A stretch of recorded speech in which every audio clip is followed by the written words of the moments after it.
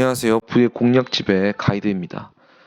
오늘 나눌 것은 부자가 되는 방법은 바로 저축을 버리는 것이라는 말입니다. 어떤 사람들은 부자가 되는 방법으로 저축에 대해 언급합니다. 꾸준히 저축하고 또 꾸준히 주식을 사들이면 언젠가 부자가 될 수 있다는 것이죠. 과연 그럴까요? 미국의 한 주유소에서 일했던 늙은 남자는 그의 나이 90세에 수백억의 자산가가 됩니다.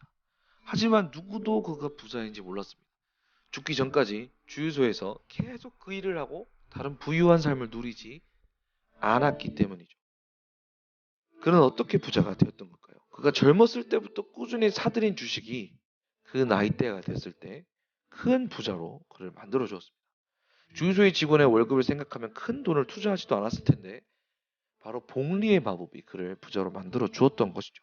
주식은 저축이 아닙니다. 오히려 개인 사업이라고 부를 수 있는 부분입니다. 그래서 사실 저축으로 부자가 된다는 것은 말이 되지 않습니다. 우리가 30년간 꾸준히 한 달에 버는 돈의 40%를 저축한다고 생각하면 일반 직장인의 월급을 300에서 400만 원 사이로 잡게 되면 약 120에서 160만 원의 돈을 저축하게 됩니다. 매달 150만 원을 저축하는 적금을 든다라고 생각을 하고 30년간 저축을 하게 되면 금리를 3.72%로 계산하여 세금을 제하면 약 7억 9,500만 원 정도의 돈을 획득하게 됩니다.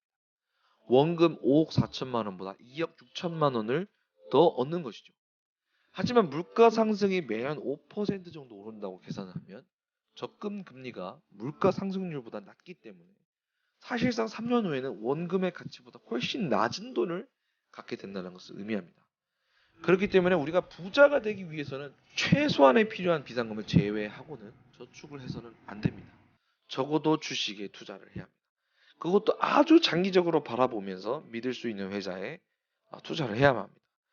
여기서 우리가 한 가지 짚고 넘어가야 할 것이 있습니다. 그것은 바로 부자에 대한 정의입니다. 우리가 말하는 부자는 최소한 10억 원 이상의 자산을 가지고 있는 사람들을 말합니다. 그러니 일반 직장인들이 약 40년간 꾸준히 150만 원을 저축해야 가질 수 있는 자산의 보유자들을 말하는 것입니다. 이런 부자가 되기 위해서는 일반 직장 생활만으로는 너무 오래 걸립니다. 이 길은 서행차선이라고 할 수 있습니다. 천천히 부자가 되는 것이죠.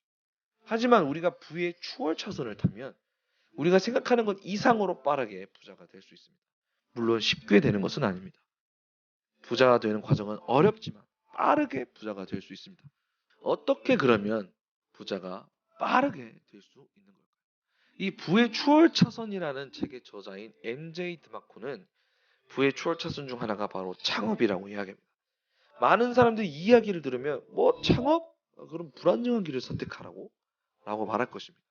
하지만 우리가 안정적이라고 생각하는 그 길이 사실 그렇게 안정적인 길이 아니라는 것을 깨닫는다면 생각이 바뀔 것입니다. 30년 동안 직장에서 월 150만 원씩 저축해서 모은 돈이 30년 후에는 그렇게까지 가치 있는 돈이 아니라면 그 길이 과연 안정적일까요? 내가 30년 동안 이 직장에서 꾸준히 다닐 거라는 보장이 있을까요? 노후를 준비할 수도 없고 가족과 행복하고 즐거운 시간을 보낼 수도 없는 그 길이 과연 똑똑한 길일까요? 차라리 그 시간과 노력을 들여서 안정적이면서 수익화할 수 있는 창업 모델을 찾고 개발한다면 어떨까요? 그 길이 쉬운 길은 아닐 것입니다. 하지만 여러분들을 빠르게 부자로 만들어줄 수는 있을 것입니다. 그리고 나머지 25년을 안정적으로 보낼 뿐만 아니라 여러분이 바라고 원하는 삶을 살 수 있게 할 것입니다.